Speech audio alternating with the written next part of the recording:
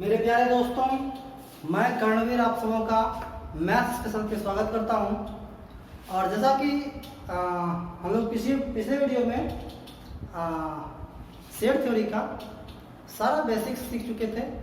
आज उसको हम लोग उसके पहले एक्सरसाइज को सॉल्व करेंगे। तो आइए चलते हैं, देखते हैं उसके पहले एक्सरसाइज के कुछ सवाल की ओर। चलिए, आज का जो हम लोग शुरू करने वाले हैं वो है आपके एक्सरसाइज एनसीईआरटी बुक का जो है एनसीईआरटी बुक का 1.1 ये पहले चैप्टर का पहला एक्सरसाइज, सेट थ्योरी का पहला एक्सरसाइज है। देखते हैं, जैसा कि हम लोग पिछले क्लास में, पिछले चैप्टर में बेसिक्स में हम लोग सीखे थे कि जो सेट होता है ना, वो एक कलेक्शन होता है, एक संग्रह होता है वेल डिफाइंड ऑब्जेक्ट्स या एलिमेंट्स। कहने का मतलब है कि वो मतलब वैसे सारे एलिमेंट्स जिसको कि हम लोग स्पेसिफाई कर सकें, जिसको कि हम लोग नाम दे सकें, या जिसको हम जान सकें, या उसको कहने का ऑब्जेक्टिव के रूप में जान सकें, पार्टिकल्स के रूप में जान सकें, या फिर उसको स्पेसिफाई कर सकें। तो जैसे कि आज का जो पहला क्वेश्चन है वो है which of the following are sets. आपको बताना सिर्फ ये है कि क्या ये सेट्स है या नहीं। ओके, तो देखते हैं। The collection of all months of a year beginning with the letter J. कह रहा है कि किसी ईयर के, इस वर्ष के वो सारे मंथ्स का आप एक सेट तैयार कीजिए जो कि जे से स्टार्ट होता है। इसका मतलब 12 तो मंथ होते ही हैं, और हम हर एक मंथ को इंडिविजुअली अलग अलग कर सकते हैं, जो कि दोनों से किसी रूप से मतलब सिमिलर नहीं है, सिवाय एक चीज के कि वो जे से शुरू हो। जैसे जनवरी है, जून है, हाँ अलग कर सकते हैं, जुलाई है, कर सकते हैं। ओके, यानी ये सेट्स है, यानी कि देखते हैं, ये जो है ये हम लोगों का ये सेट्स होगा, ये सेट्स बनेगा। ओके, नेक्स्ट है the collection of 10 most talented writers in India. अब सवाल ये है कि टैलेंटेड कोई पैमाना नहीं है। हम कैसे जानेंगे कि भाई मतलब कौन सा टैलेंटेड है, कौन सा नहीं टैलेंटेड है? क्योंकि टैलेंट का कोई लेवल नहीं है कि हाँ भाई इसके ऊपर जो राइटर है वो टैलेंटेड होगा, उससे नीचे वो मतलब टैलेंटेड नहीं है। यानी कि ये कोई पैमाना नहीं है। ओके, यानी कि सिर्फ इसलिए क्योंकि टैलेंटेड होने का मतलब टैलेंटेड कौन है या नहीं है ये जानने के लिए कोई पैमाना निर्धारित नहीं है। इसलिए ये जो है वो हम लोगों का सेट नहीं होगा। ओके, नेक्स्ट देखिए कि a team of 11 best cricket batsman of the world. फिर वही कंडीशन से, क्रिकेटर तो बहुत सारे हैं, लेकिन बेस्ट क्रिकेट बैट्समैन। अब बेस्ट के लिए कोई पैमाना नहीं है कि हाँ भाई कोई अगर इतना मतलब ऐसा खेला जो बेस्ट है, वो उसके लिए कोई पैमाना निर्धारित नहीं है। अतः ये भी हम लोगों का सेट्स नहीं होगा। नेक्स्ट देखते हैं, the collection of all boys in your class. यानी कि आपके क्लास में सभी बच्चे, तो बिल्कुल वो तो हम लोग कर सकते हैं, वो तो देख सकते हैं, क्लासीफाई कर सकते हैं उसको। जो भी उसमें से मतलब पर्सन है, जो भी बच्चे हैं वो डिस्टिंक्ट है, उससे अलग अलग है। तो ये हम लोगों का सेट होगा। नेक्स्ट है the collection of all natural numbers less than 100। यानी 100 से नीचे के सभी नेचुरल नंबर्स, वो भी सब एक से अलग अलग होते हैं, यानी कि ये भी सेट्स होगा। नेक्स्ट है एक collection of novels written by the writer Munshi Premchand. यानी मुंशी प्रेमचंद्र के द्वारा लिखा गया उपन्यासों का संग्रह, कलेक्शन का संग्रह। तो मुंशी प्रेमचंद ने जो भी उपन्यास लिखे वो बिल्कुल डिस्टिंक्ट है, अलग अलग है, एक दूसरे से बिल्कुल अलग अलग है। इसका मतलब ये भी हम लोगों का सेट्स होगा। नेक्स्ट है the collection of all even integers. Even मतलब सम संख्या, सम संख्याओं का समूह। तो सभी सम संख्या एक दूसरे से बिल्कुल अलग अलग होते हैं, डिस्टिंक्ट होते हैं। इसका मतलब ये भी सेट्स होगा। नेक्स्ट है the collection of question in this chapter. आप जो चैप्टर पढ़ रहे हैं उनमें जितने भी क्वेश्चन हैं उनका संग्रह। तो ये भी एक सेट है कि हर एक क्वेश्चन एक दूसरे से बिल्कुल अलग अलग होते हैं, डिस्टिंक्ट होते हैं। नेक्स्ट है a collection of most dangerous animal of the world. फिर वही कंडीशन आ गया, मोस्ट डेंजरियस।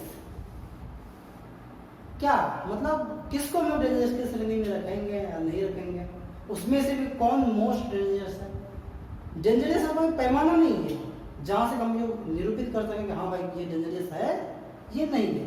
अर्थात ये उन लोगों का सेट नहीं होगा। ओके, देखते हैं नेक्स्ट क्वेश्चन। आइए देखते हैं नेक्स्ट सवाल है हम लोगों के पास कि let A is a set जिसमें क्या है 1 2 3 4 5 6 ऐसा है। Insert the appropriate symbol epsilon और epsilon not in the blank space.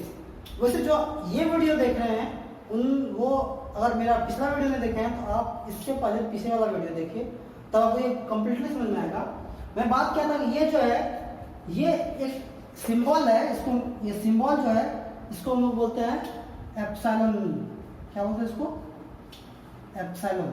ये जो होता है बिलोंग्स टू के लिए, बिलोंग्स टू के लिए। इसका मतलब है आपको अगर मैं ऐसे समझाऊं तो इसका मतलब ये है कि क्या ये जो 5 है वह एक से बिलोंग्स करता है क्या, यानी ए में ये 5 है। जरा देखिए तो, अगर है तो ये बिलोंग्स, अगर नहीं है तो एप्सिलॉन नॉट। अगर है तो एप्सिलॉन, अगर नहीं है तो एप्सिलॉन नॉट। तो इसी सिद्धांत पर देखिए क्या ये 5 इस सेट में है? हाँ है कोई, तो यहाँ लगाएंगे बिलोंग्स यानी एप्सिलॉन। इसको पढ़ेंगे 5 बिलोंग्स टू ए। 8 है क्या ये 8 सेट ए में है? नहीं है, हम लोग लगाएंगे एप्सिलॉन नॉट। ओके, क्या 0 सेट ए में है? गौर से देखिए तो नहीं है, यहाँ लगाएंगे एप्सिलॉन नॉट। 4 है क्या? हाँ है, लगाएंगे एप्सिलॉन।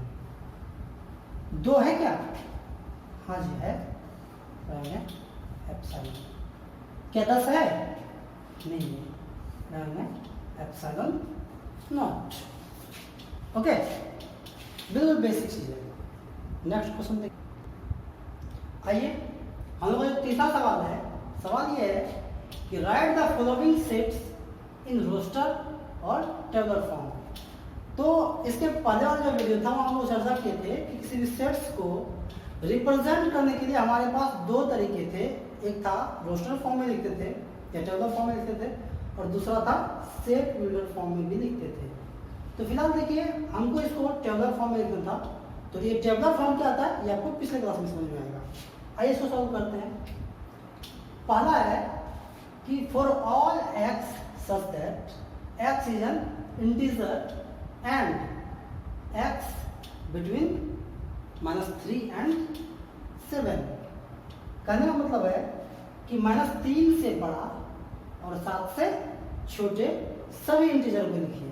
ओके, तो लिखते हैं सेट ए जो होगा हम लोग का। पहले अगर इसको आपको समझाएं, अगर ये हम लोग लिखें ये 0 है, -1 -2 -3 -4 1 2 3 4 5 6 7 8 ऐसा कुछ। ये इंटीजर है, सब इंटीजर है। -3 से बड़ा, -3 यहाँ आना चाहिए, इससे बड़ा मतलब इधर, और 7 से छोटा मतलब इससे इधर। क्या है बीच में? -2 -1 0 1 2 3 4 5 और 6 7 नहीं लिखेंगे। ओके, अगर ये आपको समझ में आता है तो मैं एक बार और आपको समझाना चाहता हूँ कुछ साइन के बारे में। जैसे अगर बाय द एक्स दे दिया,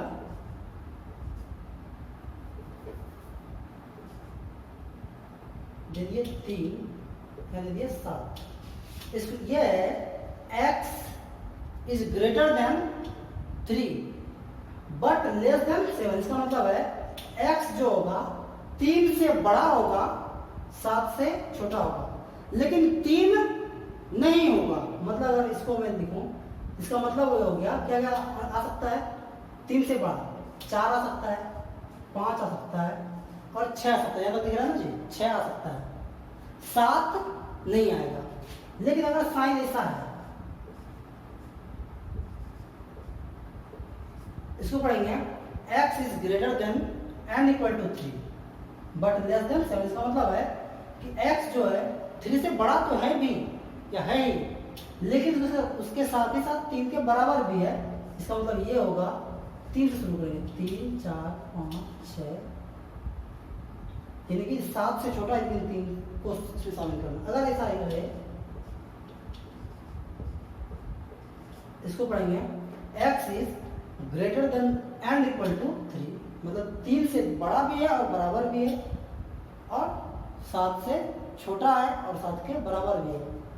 अगर हम आपको इसको सीधे शब्दों में कहें तो सीधी सी बात है, अगर ये साइन है इसका मतलब इससे सिर्फ बढ़ा लेना है, उस अंक को शामिल नहीं करनी है, उस संख्या को शामिल नहीं करनी है। लेकिन अगर बड़ा और बराबर दोनों का साइन रहे, इसका मतलब उसको भी शामिल करनी है। इट मीन्स अगर ये ऐसा रहे तो हम लोग लिखेंगे 3 4 5 6 और 7। ओके, मुझे उम्मीद है आपको समझ में आ रहा होगा। ओके, ये बिल्कुल बच्चा वाला चीज है। तो यहाँ से मेरा आ गया -2 -1 0 1 2 3 4 5 और 6। ओके, अब देखिए ये बी क्या है, x for all x such that x is a natural number less than 6। 6 से 6 से छोटा जितना भी प्राकृतिक संख्या उसको लिखना है। तो लिख दीजिए, कहाँ से शुरू होता है, 1 से 1 2 3 4 5। Very simple. नेक्स्ट है for all x such that x is a 2-digit natural number such that the sum of its digit is 8। क्या 2 अंकों का वो सभी संख्या लीजिए जिसके कि अंकों का योगफल 8 है। तो नेचुरल नंबर लेना है तो 2 अंकों का लेना है जिसका कि अंकों का योगफल 8 है। तो जैसे देखिए अगर बात लेते हैं 1, तो इसका मतलब 8 को लेकर 7 चाहिए, एक संख्या ये हो गया। अगर 2 तो 6 चाहिए, एक संख्या ये भी हो गया। अगर 3 तो 5 चाहिए, एक संख्या ये भी हो गया। 4 तो 4 चाहिए, एक संख्या ये भी हो गया। अब 5 तो 3, एक संख्या ये भी हो गया। 6 2, एक संख्या ये भी हो गया। 7 1, एक संख्या ये भी हो गया। और 8 0, एक संख्या ये भी हो गया। ओके, यानी कि ये सभी संख्याएं 2 डिजिट का नेचुरल नंबर है जिसके डिजिट का जो सम होगा, जो योगफल होगा वो 8 है। ओके, नेक्स्ट है x such that x is a prime number which is divisor of 60। Prime number अभाज्य संख्या, तो अभाज्य संख्या बताइए जो कि 60 को डिवाइड करता है। तो देखिए सबसे पहले तो 2 होगा, 3 भी होगा, 5 भी होगा। 6 विभाजित तो करता है बट वो अभाज्य नहीं है। उसके बाद 8 10 विभाजित करता है बट वो भी अभाज्य नहीं है। 15 वो भी नहीं है, विभाज्य करता है अभाज्य नहीं है। तो यही हो गया मेरा डिविजर, प्राइम डिविजर। नेक्स्ट है the set of all letter in the word trigonometry. बड़ा ही सिंपल है, इसको मैं कुछ दिन बाद किए थे कि टेबुलर या रोस्टर फॉर्म में किसी भी चीज को रिपीट नहीं करते हैं, there is no repetition allowed in tabular form या फिर रोस्टर फॉर्म। ये रोस्टर फॉर्म में या टेबुलर फॉर्म में रिपीटेशन अलाउड नहीं है, मतलब बार बार संख्या को नहीं लिख सकते हैं, अंक को नहीं लिख सकते हैं। तो लिखते हैं T R I G O N। अब वो तो लिख चुके हैं, वो नहीं लिखेंगे। M E लिख रहे हैं ना चिकन। T तो पहले लिख चुके हैं, T भी नहीं लिखेंगे। R पहले लिख चुके नहीं लिखेंगे। एक वो Y बचा है, ठीक हो गया। यानी कि वो सारे डिजिट को लिखना है विदाउट रिपीटेशन के। से बेटर का set of all letters in the word better. तो देख लीजिए, सिंपल है। बी ले वर्ड लिख दिए, ये लिख दिए, टी लिख दिए। अगर और टी है तो रिपीट तो कर भी सकते हैं। ई भी एक और है तो वो ही रिपीट नहीं कर सकते हैं। देखो आर है, आर ओके। मुझे उम्मीद है आपको समझ में आ रहा होगा। नेक्स्ट सवाल को देखिए। आइए नेक्स्ट सवाल है, right the following sets in set builder form. बता चुके हैं, ये आपको ज़रा बेहतर तरीके से समझने के लिए आपको पिछला वीडियो देखना पड़ेगा। वहाँ मैं डिस्क्राइब किया, वहाँ मैंने डिस्कस किया है ये सेट बिल्डर फॉर्म क्या होता है, ये रोस्टर फॉर्म क्या होता है। ये फिलहाल रोस्टर फॉर्म में है या टेबुलर फॉर्म में है, इसको मुझे सेट बिल्डर फॉर्म में कन्वर्ट करना है। अब सवाल ये है कि ये सेट बिल्डर फॉर्म क्या होता था, इसमें एक ऐसा कॉमन क्वालिटी ढूंढते थे जो कि इस सारे एलिमेंट में, देखिए किसी भी सेट के सारे एलिमेंट में जो कॉमन कैरेक्टरिस्टिक्स होगा, क्वालिटी होगा, उसी को हम लोग लिखते थे। जैसे कि मान लीजिए इसको बनाने पर आप देखिएगा कि अगर इसको आप गौर से देखिएगा तो इसमें आपको कुछ चीज कॉमन आएगा, कुछ चीज कॉमन मिलेगा, ठीक ना, कुछ चीज आपको इसमें कॉमन आएगा। अब आपको देखना ये होगा कि ये कॉमन क्या है। देखिए तो सब एक तीन का गुणन है क्या, ये 3 का 3, ये 3 2 6, 3 3 3 4 12, ये सब ये 3 एक्स के टर्म में आ रहा है, 3 के गुणों के टर्म में आ रहा है। यहाँ हम लोग लिखेंगे इसके बारे में, for all x such that x is equal to 3x where, क्या भाई x कहां से कहां तक हो सकता है, हाँ याद लिख सकते हैं, x is a natural number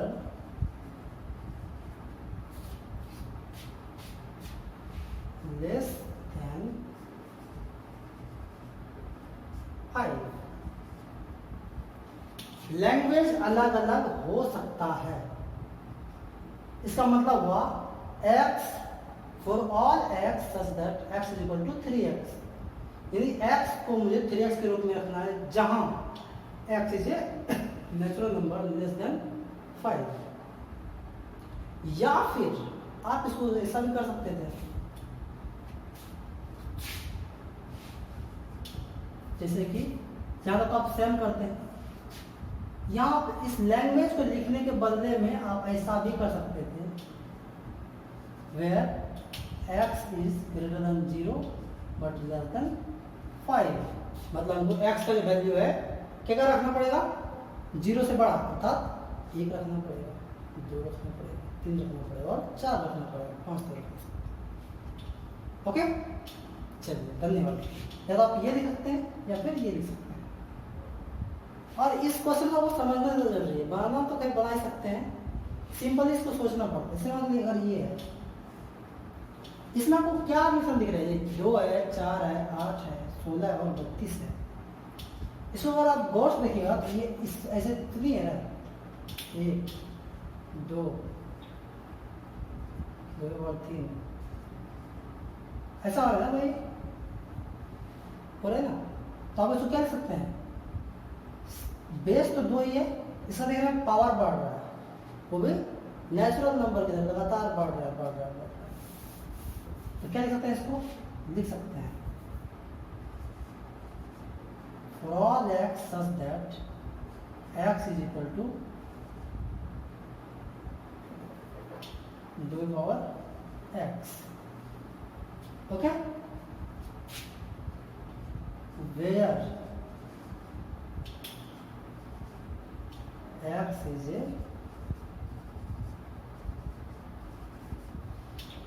natural number less than 6, यानी 2 और 5 तक तो आया ही था, उससे छोटा देना पड़ेगा, अर्थात 6 से छोटा। या फिर इसको हम लोग क्या लिख सकते हैं, या तो सेम लिखिए, या लिख सकते हैं where x is greater than 0 but less than 6, 6 से छोटा। आपके मैं इसके बेसिक में बता चुका हूँ। यहाँ अगर आप बाय तो आप ये नहीं लिखना चाहेंगे, अगर आपको ये भी नहीं लिखना तो आप ऐसा लिख सकते हैं 0 लेस देन इक्वल टू 5, ये भी आप कर सकते हैं। यहाँ भी आप ये कर सकते थे 0 से बड़ा है x but less than equal to 4, यानी आपके पास अगर नॉलेज है तो आप उसको इम्प्लीमेंट करके बना सकते हैं।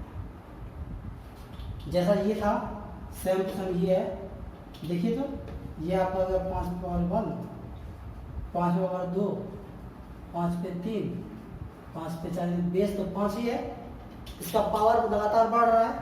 इसको क्या लिख सकते हैं हम लोग, इसको लिख सकते हैं all x such that x equal to 5 पर power x where x is a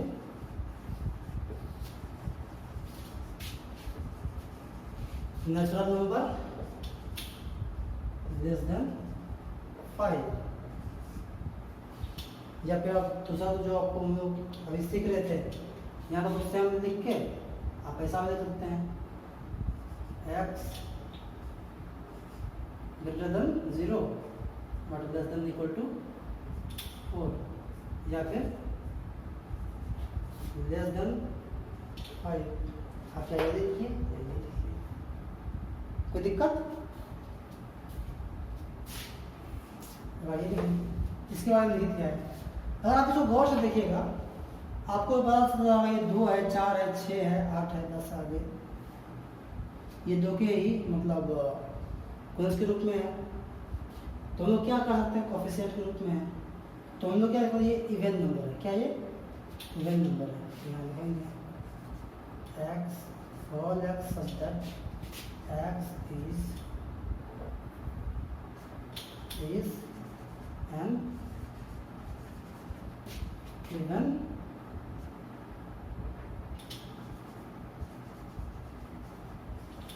number।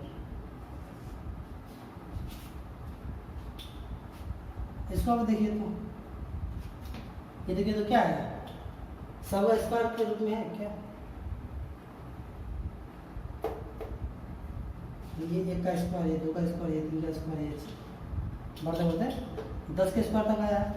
इसके लिए हम लोग क्या लिखते हैं, for all x such that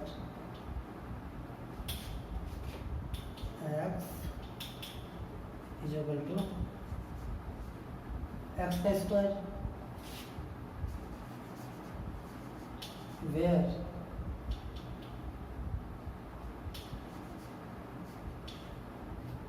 x is a natural number less than 11, या फिर आप यहाँ कर सकते हैं, या तो आप सेम लिखिए, यहाँ पे आप लिख सकते हैं where x is greater than 0 but less than and equal to 10, it's okay. इसको आप अगर एक बार में समझ में नहीं आया, इसको बार बार वीडियो को रोक के चाहे पीछे करके उसको दोबारा देख सकते हैं। ओके, नेक्स्ट सवाल देखिए। आइए देखते हैं नेक्स्ट क्वेश्चन है, list all the elements of the following sets. यानी ये फॉलोइंग सेट्स हैं, जो भी सेट्स दिए गए हैं ये सेट बिल्डर फॉर्म में है। बताना है इसमें कौन कौन से एलिमेंट हैं, उसको बताना है। जैसे कि पहला है, ये जो सेट है वो कह रहा है कि for all x such that x is N odd natural number, जो भी ऑड नंबर है, अर्थात 1 3 5 7 सो। ओके, दूसरा है for all x such that x is an integer. ये इंटीजर है, कह रहा है माइनस हाफ से बड़ा आना चाहिए बट 9/2 से छोटा होना चाहिए। इसका मतलब इंटीजर की बात कर रहा है। तो मैं पहले आपको बताया था, और ये है 0 1 -1 ये 1 2 3 4 5 6, यानी माइनस हाफ मतलब यहाँ का बात कर रहा है, और 9/2 उसका मतलब यहाँ का बात कर रहा है। इसके बीच में जो भी इंटीजर है वो उसके लिखिए। क्या क्या इंटीजर है? 0 1 2 3 और 4। ओके, कह रहा है इसी के बारे में कि for all x such that x is an integer x square is less than and equal to 4, मतलब जिसका स्क्वायर 4 से 4 के बराबर या 4 से छोटा हो। इसका मतलब है -2 इंटीजर है, -2 का स्क्वायर करेंगे तो भी 4 आ जाएगा, -1 करेंगे तो भी हो जाएगा, और ये 0 है 1 है कि नहीं। आप इसको स्क्वायर कीजिएगा फिर भी 4, जो कि बराबर है इसके। -1 का स्क्वायर कीजिएगा तो 1, वो छोटा है। 0 का स्क्वायर कीजिएगा तो 0, वो भी छोटा है। 1 का स्क्वायर कीजिएगा तो वो भी छोटा है। 2 का स्क्वायर तो 4 बराबर है। कह रहा है कि मुझे इस वर्ड का चाहिए सेट, तो L तो लिखना ही, वो भी लिख देते हैं, Y भी लिख देते हैं। दोबारा L था तो रिपीटेशन तो अलाउड होता नहीं है, रिपीटेशन डज नॉट अलाउड। अब नेक्स्ट है कि x for all x such that x is an month of year not having 31 days. ऐसा ऐसा महीना बताइए जिसमें कि 31 दिन नहीं है। तो सिंपल है, इसको देख लीजिए, जैसे जनवरी फरवरी, मार्च तो होगा, अप्रैल महीने, जून, जनवरी फरवरी मार्च अप्रैल मई जून जुलाई अगस्त सितंबर अक्टूबर नवंबर। ये ऐसे महीने हैं जिसमें कि 31 दिन नहीं होते हैं। और जो बचपन में उन्हें से कहते ऐसे करते जी, जनवरी फरवरी मार्च अप्रैल ऐसे करते। इधर आए for all x such that x is N consonant in English alphabet which precedes के, जो कि के पीछे जितना भी कॉन्स्टेंट है कॉन्सोनेंट है उसको लिखिए। तो लिख दीजिए, ये तो वोवेल है ना जी, बी सी डी, ये तो वोवेल है, एफ जी एच आई तो वोवेल है, जे ये सब के पीछे है, ये ऊपर। ओके, मुझे उम्मीद है आपको समझ में आ रही है, ठीक ना। और अगर बाय द वे नहीं आए तो आप मुझे कमेंट कीजिए। ओके, आप दोबारा इसको देखिए, और इससे पहले आप मेरे पहले वाले वीडियो को देखिए। नेक्स्ट सवाल देखिए। आइए देखते हैं इस अध्याय का, इस चैप्टर का सबसे लास्ट क्वेश्चन है, match each of the set on the left in roster form with the same set on the right described in set builder form. Left में ये हम लोग का रोस्टर फॉर्म में दिया हुआ है, सेम टू सेम सेट को right side set builder form में लिखा गया है। आपको मैच कराना है कि कौन सा सेट किसके लिए है। जैसे कि ये 1 2 3 6 जो भी है इसमें मैथमेटिक्स है, इसमें ये कर x such that x is a prime number and divisor of 6। कर 6 का गुणनखंड तो होनी चाहिए, डिवीजर होनी चाहिए, विभाजक होना चाहिए, लेकिन वो प्राइम होना चाहिए। ये भी विभाजक है बट ये प्राइम नहीं है, ये विभाजक भी है और प्राइम भी है, इसका मतलब ये इसके साथ मैच कर गया। ओके, नेक्स्ट देखिए कह रहा है for all x such that x is an odd natural number less than 10, 10 से कम सभी नेचुरल ऑड नंबर, ये बात जो चौथा था वो बी की सबसे ज्यादा। नेक्स्ट है कि for all x such that x is a natural number and divisor of 6, यानी ये हो गया, जो बचा है तो वो ये हो गया मैथमेटिक्स का। ओके, यानी अगर मैं बोलूं तो एक जो है दिखाई दे ही रहा होगा, यानी जो ए है पहला है वो 80 के साथ गया, दूसरा ए, तीसरा डी के साथ और चौथा बी के साथ मैच हुआ है। तो इस तरह से आज हम लोगों का सेट जो चैप्टर था सेट थ्योरी का, उसका जो पहला अध्याय था 1.1 कंप्लीटली खत्म हो चुका है। नेक्स्ट वीडियो में मैं अपलोड करूंगा। मैं कोशिश करूंगा आप जो भी 11th के स्टूडेंट हैं आप इस मतलब वीडियो को ज़्यादा से ज़्यादा अपने दोस्तों के साथ शेयर कीजिए ताकि इस वीडियो से ज़्यादा स्टूडेंट को लाभ हो सके। और अगर आपको मेरी वीडियोस पसंद आ रही है या फिर आपको समझ में आ रहा है मैथमेटिक्स, तो आप इसको सब्सक्राइब कर सकते हैं, आप इसको अपने दोस्तों के साथ शेयर कर सकते हैं। ओके, धन्यवाद।